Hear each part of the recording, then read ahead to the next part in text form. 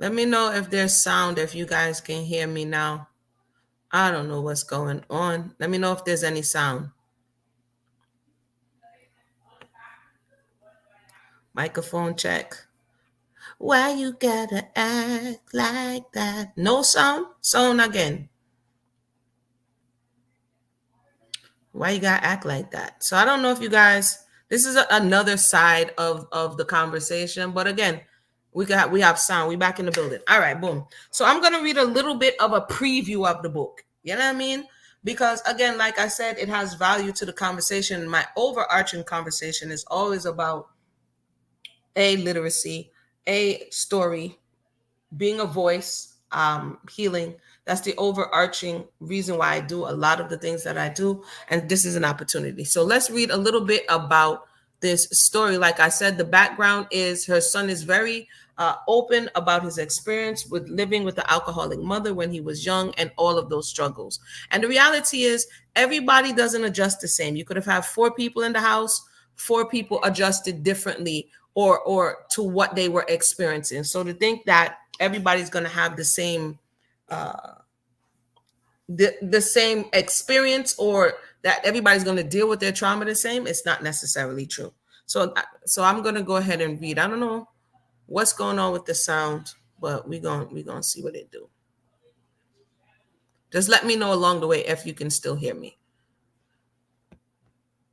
Okay, so Drunk for 27 Years, a story of victory, her choice to live and not die. What I found curious about the son not wanting, I guess the famous son not wanting, is because some of the forward in the book was forwarded by her other 3 children. So it's clear, and let me read a little bit of that. Her other three children were aware of the mother and the experience that they had. But in this particular case, the one that had, I guess, more to lose did not want the information to come out. Now, I would say there is an alert because there's a bit of trauma in the beginning of this storyline. So please be advised. So this is chapter 1. I'm just going to read the first chapter. Get back into reading a little bit. Mama, I'm not going to yell, don't take her out. Don't kill her. Please don't. Kill Guinea. Marcus yelled frantically as his mother held his sister's Priscilla's head underwater in the bathtub. Like, what an opener. So when I first read that, I was like, what? Marcus tugged and tugged at his mother's arms and clothes, but she just would not let his sister up.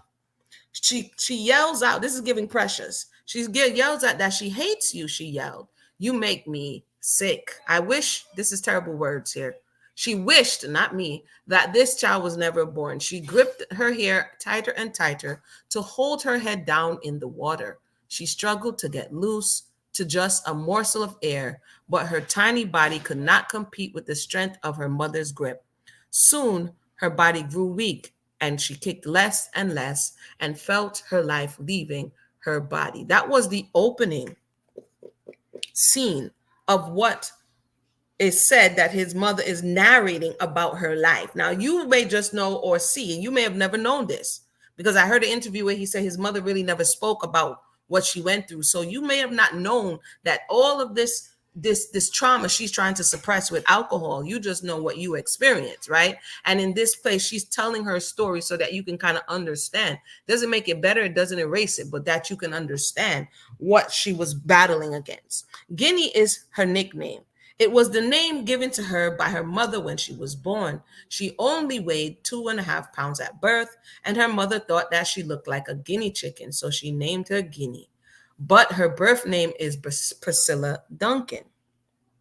She goes on to say she's the second oldest of 4 brothers and 2 sisters, born in Spalding County, Georgia, on April 22nd, 1957. Her parents were 23 years old, Jeremiah Duncan, and 18 years old, Charles Eda May Thomas Duncan. Her parents had married when her mother was 16 after the birth of her older sister, Margaret. Now, this is important. Why? Because when you do this work, you're going to see some patterns repeated. Like later on, I came across a very rare interview of his father that's saying he met his mother at 16. The mother says it was a little earlier, that the mother was pregnant at a certain time. So sometimes we repeat these patterns of our foreparents, whether we know it or not. Hold on, I'm hearing some noise. Hold on one second.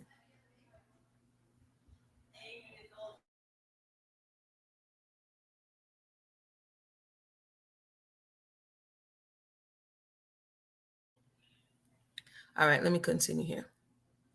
So I recently went to a place, and the children of their mother did not know the mother's middle name, did not know so many things about your parents, and you live with them your whole life and you don't know about them, right? And if you don't know about them, then there are a lot of things that's going to be missed on you. It says, when I was 4, she says, her father moved out their family, the mother and the older sister Margaret and herself, to St. Louis. This is also something that came back cyclically when I was listening to his story, because when his mother was pregnant with him, his father moved them to a new location, right? So you see this thing repeating in the generation. For one man or another, they're moving to a new place for better opportunities. Usually that's what it was.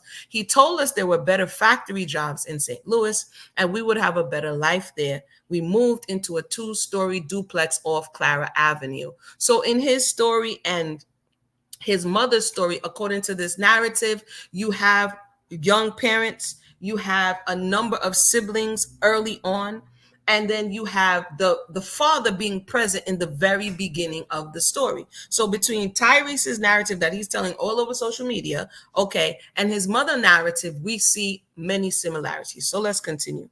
When I was 5 years old, she said, I was jumping on the bed. She fell out the window of the second floor apartment. Fortunately, she didn't break any bones. Her father was angrier than he had ever seen him. He beat her mother worse than he had ever beat him. She ever seen him beat her before. That means that she was already in an abusive household. Because if the father beat the mother more than you had ever seen, that means you've seen this in the past. Okay. He beat her mother worse and worse than she had ever seen, and she thought that he was going to take her out. Because mother, okay, listen to this. Remember, he's now saying he had this experience.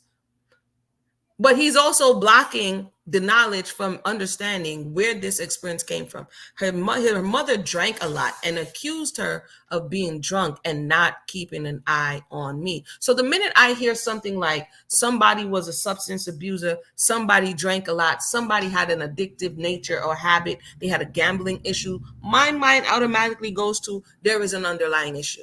There's an underlying problem. There's something that was going on in the household. And of course, children don't have that. So they're just going to see the behavior. But beyond the behavior, there's something that we, the people, don't see, right? It goes on. Where we?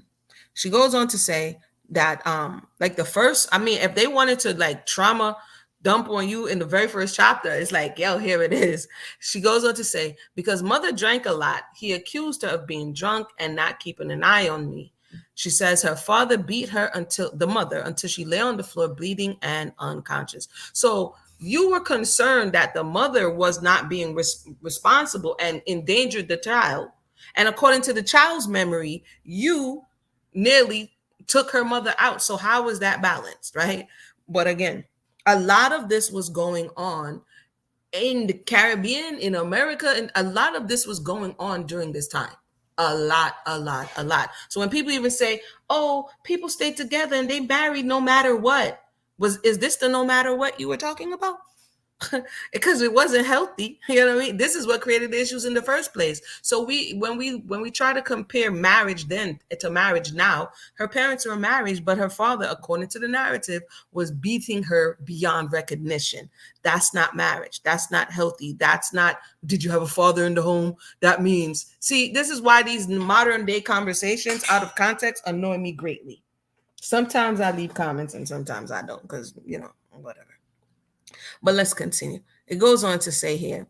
So for those who just joined us, I already gave the preface as to why I'm giving a little preview on the book, deciding whether or not, I'm just going to leave it here or what. So I'm deciding. I haven't decided as yet because Marcus is still hanging in the balance. Him and Amy still at court and they needed a break.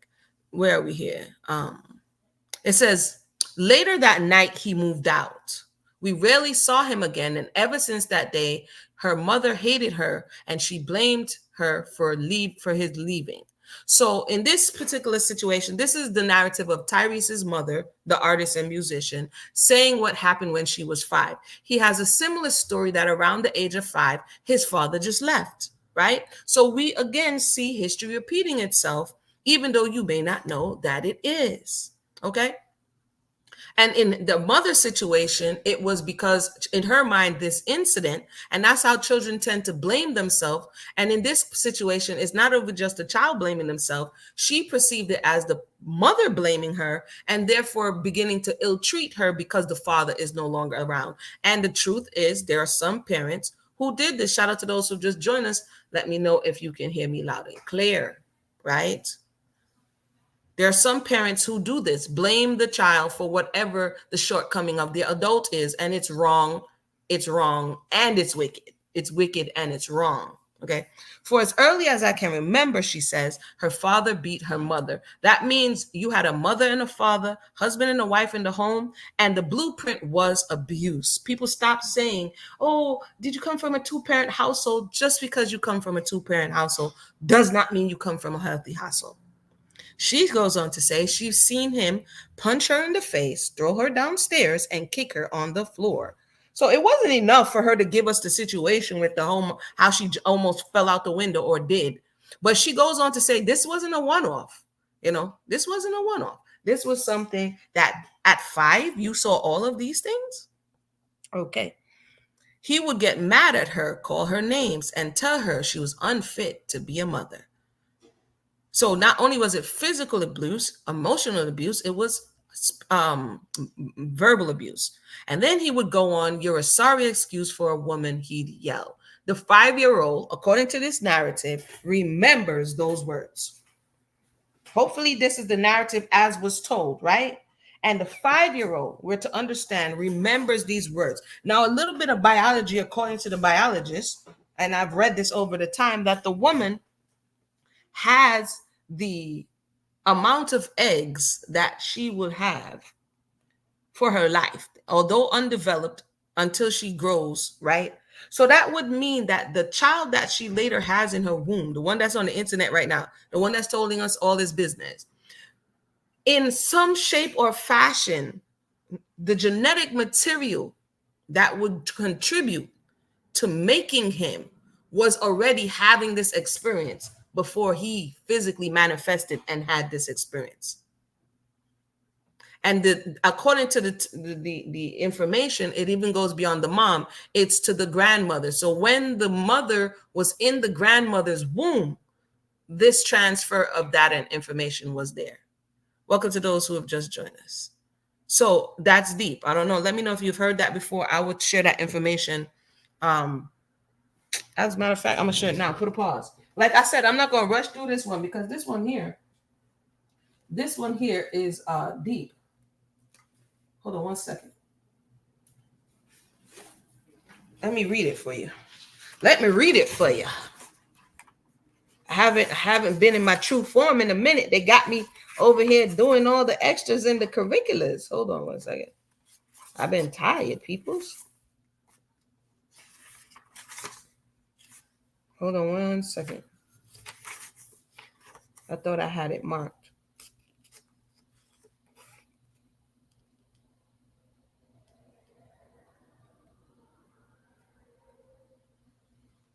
Okay, here we are. Cellular biology. I'm reading from chapter 2 of It Didn't Start With You, 3 Generations of Shared Family History. This is the stuff that makes me, when I see this type of thing, I said, yo, I gotta go test the theory. I gotta go see if this has validity, right? And it does. It absolutely does. And what it does is it helps to unlock the information, the keys to the equation, right? And then if we apply it, because a key don't work unless you put it in the lock. If we apply it, then we can get the answers we're looking for, because a lot of times the people we come into don't have the answers. So anyway, the name of the book is It Didn't Start With You, How Inherited Trauma Shapes Who We Are and How to End the Cycle, right? This is chapter 2, 3 generations of shared family history, the family body. So it says, the history you share with your family begins before you were even conceived. This is what I just spoke to. So if, according to what his mother is saying, that she witnessed this, that means before her son, who we are experiencing today, before her son was physically manifested or any of her children, the experience was already being translated to what he would be experiencing now. And this is not just this goes for him, this goes for all of us. So this is what, we text sleep, you know what I mean? And be informed. I ain't going to say what they say, you text sleep under. The history you shared with your family begins before you were even conceived. In your earliest biological form, as an unfertilized egg, you already share a cellular environment with your mother and grandmother. This is what I was speaking to. So all of this trauma, all of this genetic information was already laying the groundwork. Oftentimes he says he didn't do anything. He just walked into favor. No, the energetic, biological groundwork was already laid. You walked into it because of whatever frequency you were on at that time. And this can be good and this can be bad, right? These are the answers to how to navigate. Why are we thus? There's a lot of people in this day and time that are just totally confused and don't know up from down, left from right. We don't know where we're going because we don't have the information that we need to navigate this landscape. I'll continue. When your grandmother was 5 months pregnant with your mother, remember, she just said that her mother was abused by her father for as long as she can remember. And at this point, she's only 5, right? And so the mother would have internalized that, and therefore she, Priscilla, who's telling this story, would have been exposed to, because it's not only just the abuse, it's all the hormones, it's all the chemicals, the dopamine, the cortisol, it's all the things that are attached to the experience that floods the system, right? Let's continue. When your mother was 5 months pregnant with your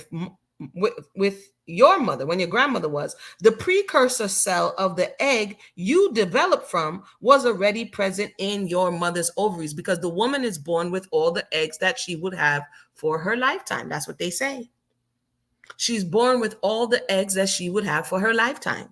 That means they're not fully developed, but those are the precursor, as it says, for what will be there. That means what you're experiencing in the womb. And remember, mom, no matter if you're a boy or a girl, mom is going to give you X, right? And grandma is going to give you X. And great grandmother is going to give you X. So all of those experiences are passing down to make up the genetic material that made you and I. It says, this means that before your mother was even born, your mother and your grandmother and the earliest traces of you were in the same body, 3 generations sharing the same biological environment. Greetings and welcome to those who just joined us. Y'all know I got to cross-reference at all times.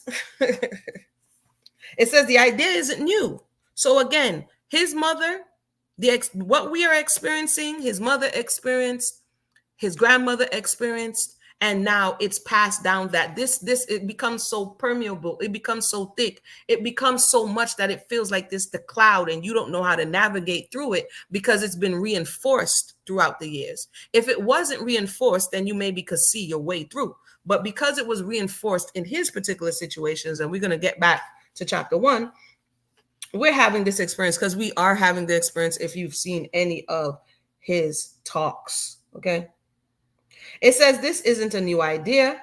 Embryology textbooks have told us as much for more than a century. It goes on to say your inception can similarly be traced in your paternal line. The precursor cells of the sperm you developed from were present in your father when he was a fetus in his mother's womb. I ain't going to go too far on that. Should I? Let me continue a little bit more.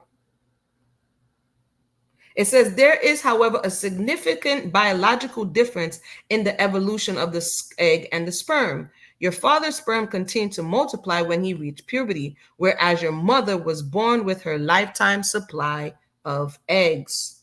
Once her eggs were formed in your grandmother's womb, that cell lining stopped dividing. So 12 to 40 or so years later, One of those eggs, fertilized by your father's sperm, eventually developed into who you are today.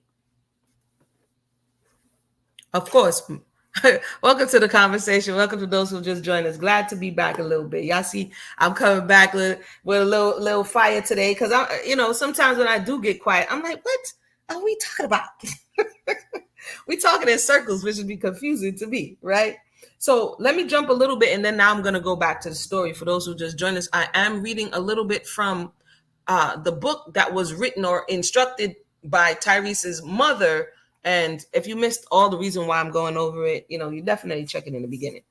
But let me go jump down a little bit. The mother's emotions, such as fear, anger, love, hope, among others, can biochemically alter the genetic expression of her offspring. This is why they say, when the woman is pregnant, don't stress this woman. When the woman is pregnant, don't curse the woman. You shouldn't be cursing her, period. But when she is pregnant, take precaution, because what you allow her to feel, in the same way whatever she eats translates to the baby, what she feels also translates to the baby. Okay? It says here, during pregnancy, nutrients in the mother's blood nourish the fetus through the wall of the placenta. With the nutrients, she also releases a host of hormones and information signals generated by the emotions she experiences. So again, in this particular case, her mother is being abused. She was probably abused before. Okay. And after that, she came and witnessed, which reinforced these things. So let me go ahead and go back. I just kind of wanted to give that information because I know it will be helpful. All right. Even when we're trying to understand our own story, especially when we're trying to understand our own story. One of the first things I did when I started this journey was ask my mother my birth story. Tell me what was going on when you was pregnant with me. Because my mother's birth story with my brother, very different than with me. So even you can't look at your siblings and be like, we came from the same place. I don't understand. Your parents were in a different place. Your father's mental was in a different place. Your mother's mentals was in a different place. So you can't necessarily even compare yourself to your siblings, because maybe when they had them, they were in love and on cloud nine. And then when they had you, you was the baby. Who knows? I'm not saying, I'm just saying. You understand? So that is also something that we the people can apply to our understanding, so that we can stop frustrating ourselves by comparing ourselves unnecessarily to people, even if they're related to us, because no two people or no two experiences are the same, right? Let me go back and read this story a little bit, because this story got wild real quick. It got wild real quick. It didn't even give me no warm up, just wild. So it goes on to say, out of all my siblings, I seem to endure the most of mother's anger and abusive nature. And I've heard stories like that there will be a number of children there, but for some reason, the parent tech set pan that they pick there. Sometimes it could be something that's in the child that agitates the parent, or that the child looks like the other parent that they feel indifference towards, and the child themselves, poor thing, don't know why they're being abused, don't know why this is happening. What's going on? Welcome to those who have just joined us. But again, in her case, she says she felt like she got the brunt of it. She got the short end of the stick. The beating started the day her daddy left, but the abuse began long before that. As an infant, she says, her mother burned her with an iron on her back, causing third-degree burns. So the parent could feel indifferent, like the parent is not taking personal responsibility for having the child, and then they turn around and blame the child for being born. The sad reality is this happened then, and it continues to happen now. This is why I couldn't even stomach that movie. What the name of the movie? Precious. I couldn't stomach the movie. I couldn't even watch the movie. The movie burned me too. I'm like, yo, who would treat another human being this way? Right? And it's funny that the actress Monique wants to get all the accolades. I said, you should already get accolades for your next movie, not this. Left you and put it there. So anyway, by the time I turned 9 years old, she says, her body was covered with scars that she could really wear shorts or short sleeves shirts, or anything else that revealed too much of her body. She can't remember how she got most of the scars. She just knows that her mother did it. Again, Tyrese out here talking about his pain, but sometimes we need to step back from our, yeah, the movie did vile. Me nah lie, me couldn't stand that movie there. I still never watched it to the end this day. To this day, I didn't finish watch that movie.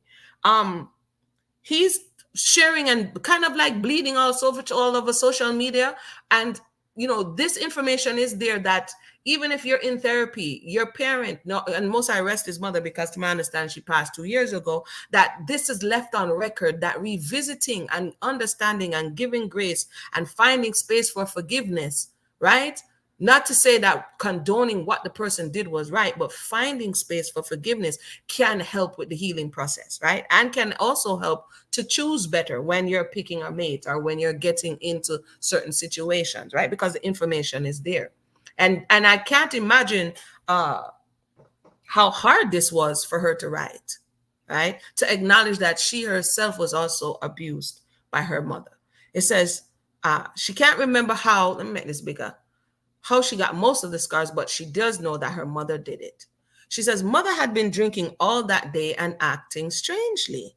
She was getting undressed for her bath when she burst into the bathroom. She had a weird expression on her face and she startled her.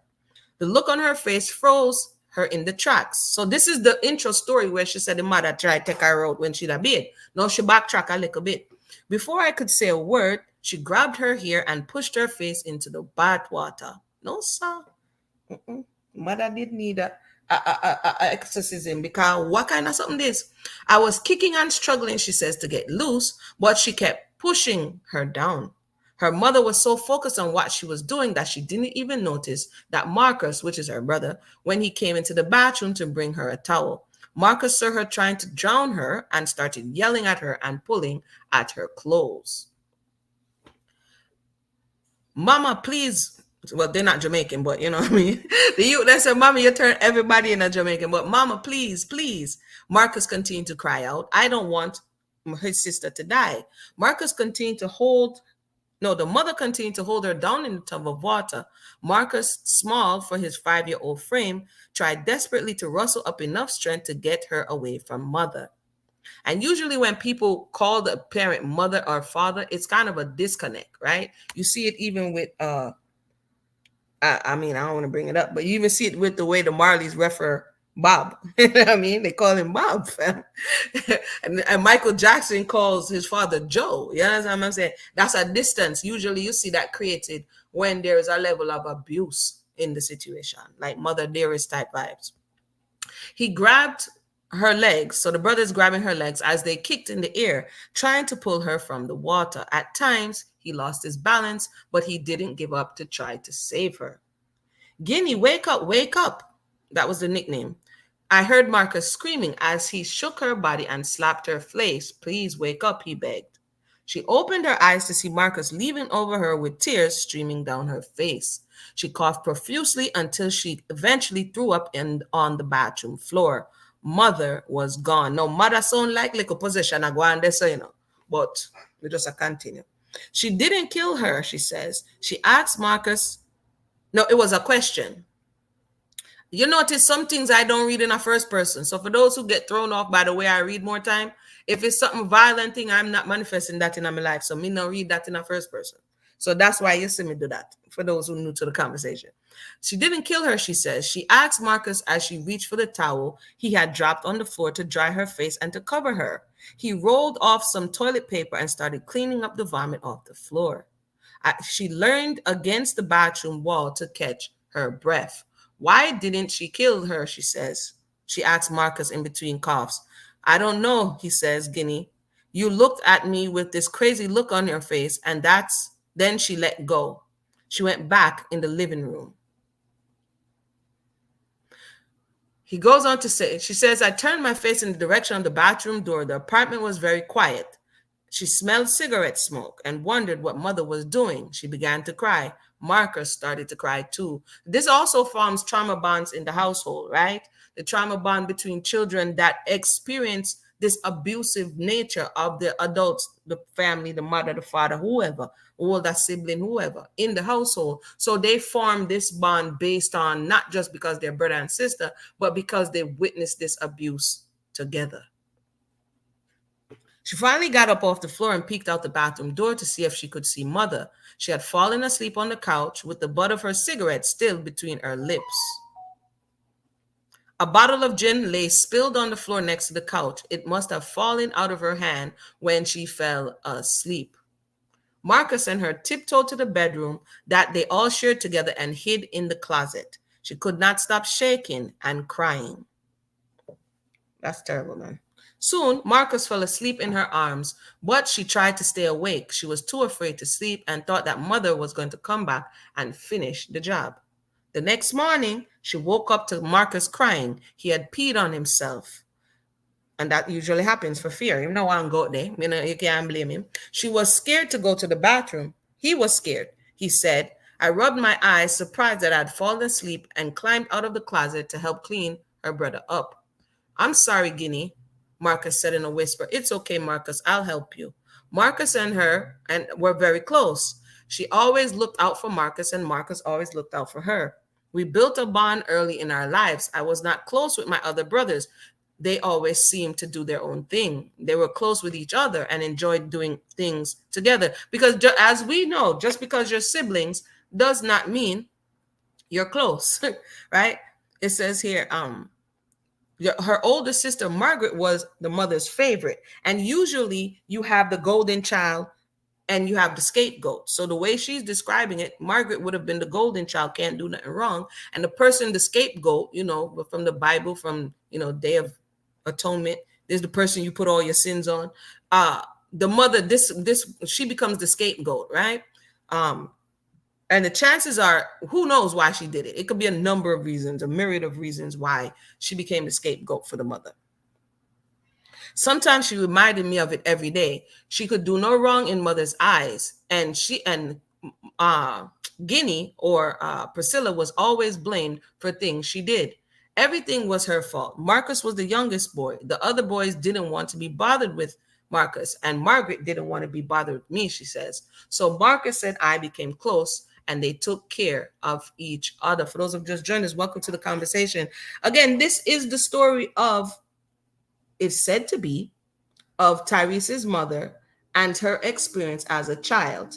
Again, he had negative experiences as a child and grew up with his mother being the alcoholic and his mother causing harm to him and his siblings. And so this is his mother telling, according to the narrative, her story about her experience. And I'm reading it because it's interesting to see how we transfer these negative experiences if we don't take the time to deal with them.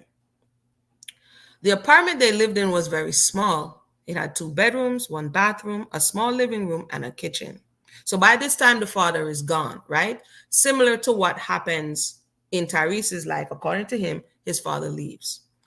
He says, the bedroom was down the hall from the living room across from Mother's bedroom. She peeked in Mother's room to see if she was in there. She was not. They crept down the hallway towards the bathroom with Marcus clinging tightly to me. She says, we did not see Mother anywhere in the apartment. Why do you keep capitalizing Mother?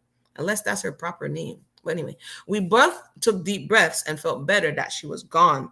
She didn't return until 4 days. So not only was the mother in this particular condition, she was absentee at times. May I drink a little something? And more time, right? The parent who is left with the responsibility and is unable to shoulder it, this is their escape. This is the way they soothe themselves. This is the way they cope with the pressures of life. It doesn't make it right or wrong, but chances are the granny also has the reason why she became this angry drunk, right? And maybe, like I said, the child probably reminds her of herself. Who knows? Let me see where we shot with there. As kids, going to school was very tough because money was so scarce. We were teased, she says, every day about wearing the same clothes or having raggedy clothes. She tried her best to wash the clothes or patch them, but all they had was what they had, which wasn't much. And again, this is also her son's narrative, right? So sometimes parents would be like, "You're lucky. This, and this happened to me." So either they don't feel as bad because they can't provide because they didn't have either. Again, a lot of copy and paste in this particular story so far. Many days they walked in the snowy winters of St. Louis to school with holes in the bottom of their shoes and without a decent coat. Sometimes the neighbors would give them clothes, but sometimes the brothers would steal clothes or shoes off the neighborhood clotheslines just to have something to wear. Oftentimes, her brothers and her had to steal food from the local store just to eat because mother preferred to drink than to feed us. So beyond that, the mother was highly neglectful. So then the question is, if the father knew that, I know this is retrospectively, why would he leave them in that situation? I think there may be more to the story, right? Months went by before she saw father again, and when she did, it was only a few moments. He never brought them anything, and he never left anything like money. So you left them in this situation. You knew you say you were beating her because she was neglectful of the child, and at the same time you didn't. So maybe there was a possibility that there was some monetary pressure that the father wasn't able to live up to, and this trickles down. So again, just because you have two people in the household doesn't mean that it's a functional household. By the time she was 9, she was pretty good at cleaning the house, shopping, and taking care of her brothers and sisters. And by this time, her mother had 2 more children. Wow. Wow. Missed you too. I missed you guys too, man. There might be under pressure. I do my work, By this time, her mother had 2 more children, bringing the total to 7, and she was taking care of all of them. So, no, your tonari na Cinderella, according to the narrative. Mother was hardly ever at home, and when she was, she would be passed out on the couch or laid up in her room with some man. So this was the example that was being set. I have to keep saying according to the narrative, right? And this is what his mother would have been witnessing. If she did leave the house, she would usually leave them with $15 in food stamps, if she remembered. Those times, they would most likely wouldn't see her for the next 3 to 5 days. One day, she overheard her talking to someone about selling their food stamps. Wow, doing the absolute most. I didn't understand why she would sell the food stamps when they barely had food to eat. Yo, when even when you look at some of the statistics or even some of the documentaries from the 60s and 50s, and you look at the mass migration, because this is what happened. Their family, she was from Georgia, and then they moved to St. Louis. And a lot of people moved from the deep south and they went to the Midwest as far as Chicago and all of these places in hopes that when they got there, that's why they said they moved. When they got there, they would find better jobs or better conditions. And a lot of times they didn't. A lot of times they were put into subpar living conditions and the jobs dried up. And so the men, because they weren't able to provide, then would abandon the woman.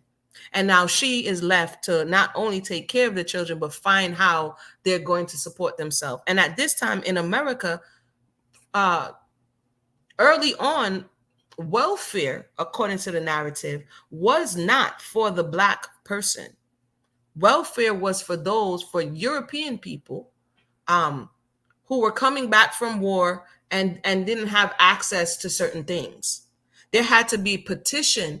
And then once the laws for who could qualify for welfare was changed, that's when you saw welfare to begin to be stigmatized. You could definitely look it up. In the beginning, the stigma wasn't there. The stigma only came when quote unquote Black people were looking to get access to these resources. But that was a side note. And in one of the reports that you can read, I know this is another story, it's just all the stuff in my head. And one of the reports that people often bring up is the Monahan report. And that looks at the state of the Black family in America during these times. Very, very curious stuff. Very curious stuff with the backdrop of what all that's going on. But let's continue. I woke up one morning to find that, as usual, mother had left all kinds of beer and liquor bottles all over the house. As I started cleaning up, I picked up one of So now this is how things get passed on, right? She's seeing the mother under her liquors, not even functional, right? And neglecting her. But at the same time, what does she does? What does she does? What does she do? According to her, as she started to clean up, she picked up a liquor bottle and wondered what it tastes like. Curiosity. Even though you're seeing a living example. And this is one of the things that, according to Tyrese's narrative, he changed. Because of what he saw, he did not pick up the bottle. Because of what you see him on the shows or the interviews, if they have liquor in front of him, he gets irate and he asks them to remove it or get it away from him. Because unlike his mother, he didn't move towards it. Because of what he experienced, he moves away from it. So that's how you change a narrative in a specific. If you go in the same line that they went in, then you're going to manifest more of the same. But in this particular becoming a dependent on substances, he chose the other route, right? So she says she was curious. And she picked up the liquor bottle and wondered what it tastes like. She took a sip and frowned at the taste. She turned the bottle around and read the label. It said vodka. So Mom Dukes was in there getting litty. Where was she getting all this money from? You have a picnic there, my guys? So let me know. Let me go off the top. Let me just continue. Anywho, so the mother in there drink vodka. She tasted another one, Wild Irish Rose. That didn't taste too bad. So is this the 9-year-old? How old she said she was? She said she was about 9, yeah, no? By the time she was 9. Okay, so the 9-year-old is getting a taste of the liquor, okay? And now she claims that it never tastes too bad. She finished off what little was left in the bottle and threw it in the trash. She felt funny. I know she drunk, no, you know. So she sat down at the table. After a few minutes, she got up and looked in the refrigerator. There was a few pieces of Spam, half gallon of milk, and a little bit of Wonder Bread. And by the way, that Wonder Bread, boy, that joint is no good. But that's another story for another day. But I know it sustained a lot of people at a time when people was hungry. She opened the cabinets. There were just a few canned goods and a little bit of cornflake cereal left in the box.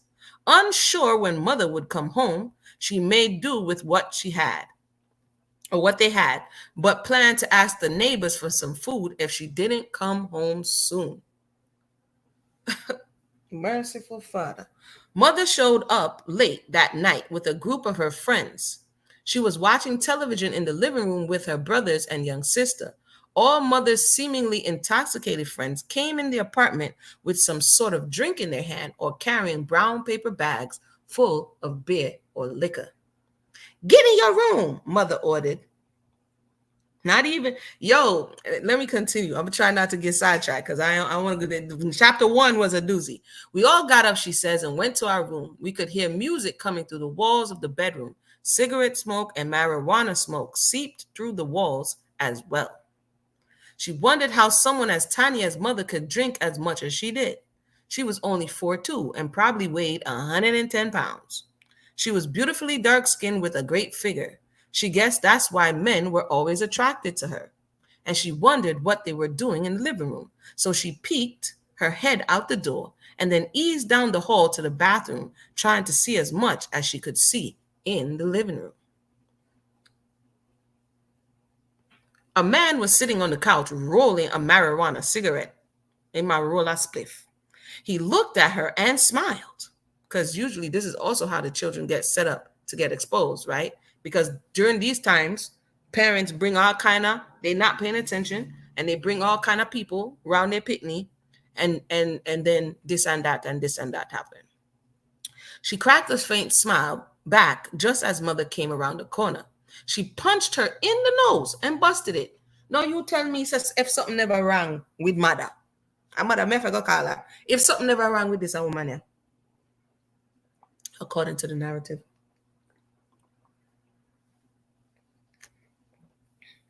I could also see why, as somebody who may be in celebrity status or somebody who may be in a position of what they feel is power, may not want this type of information to come out if it is true, according to the narrative, because who wants to feel like you come from this stock?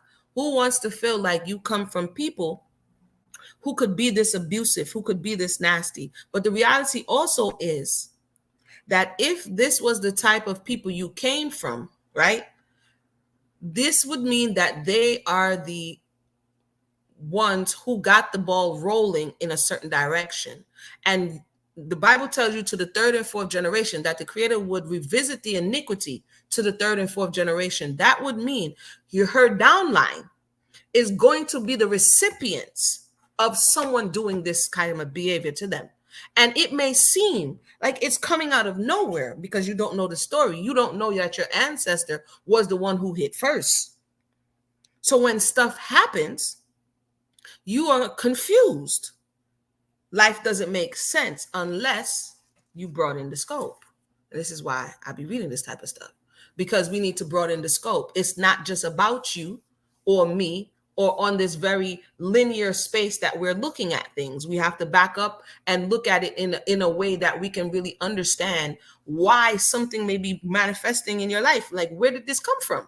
Anyway, let's continue. So here the mother know after she told me, what is your fast bink doing out of your room?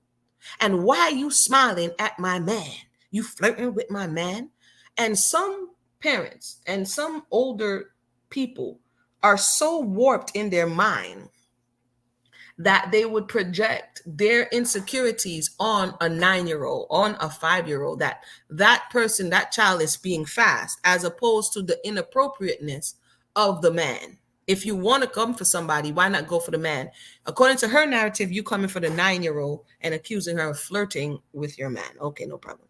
No, mother, she says, I was just going to the bathroom. No, she'd have been nosy, that peep door.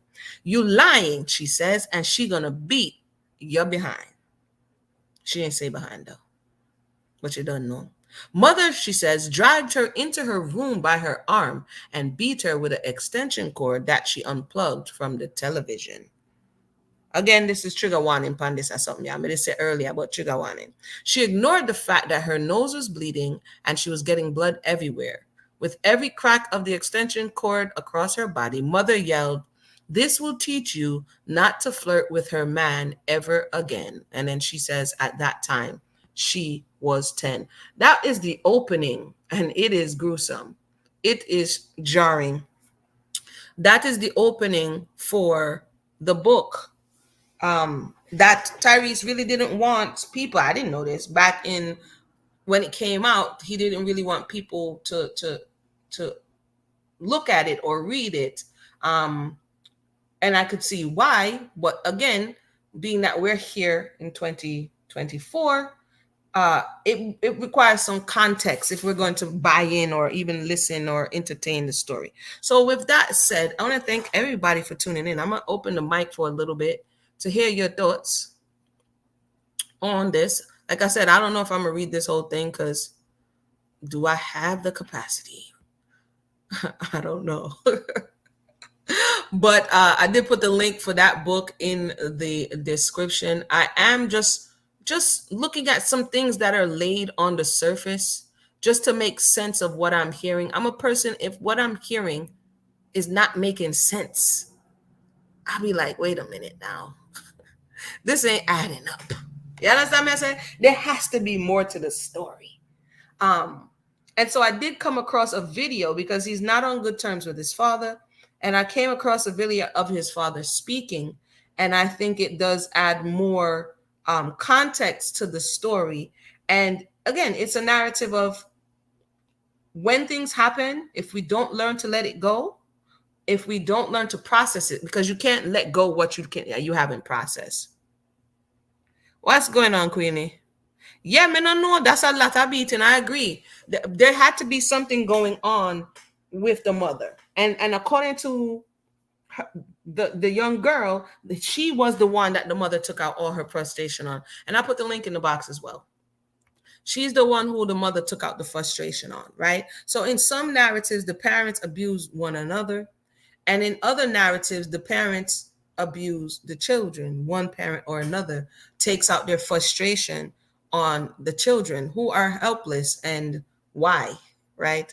But then that you don't know. You may be marrying. This young particular man was married 2 times. And in the last time, the woman get up and leave him and he don't understand why. right? But when I heard it, I said, well, it got to be coming from somewhere else. If according to you, none of this doesn't make any sense, chances are it's coming from somewhere else. And I found that to be true in so many situations, that if you just are still and willing to hear, you're going to know that some of the stuff you're experiencing or people around you are experiencing is coming from somewhere else. So anybody have anything to share at this time? Feel free to do so. Um, if not, I'm going to go ahead and wind down. I'm going to go ahead and wind down. Any questions or comments, feel free to leave them in the box below. All right. So yes, yes, yes. I'm not see nobody. May I wait, get 2 seconds till me deport.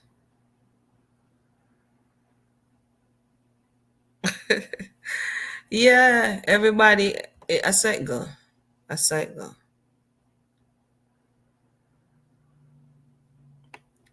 All right.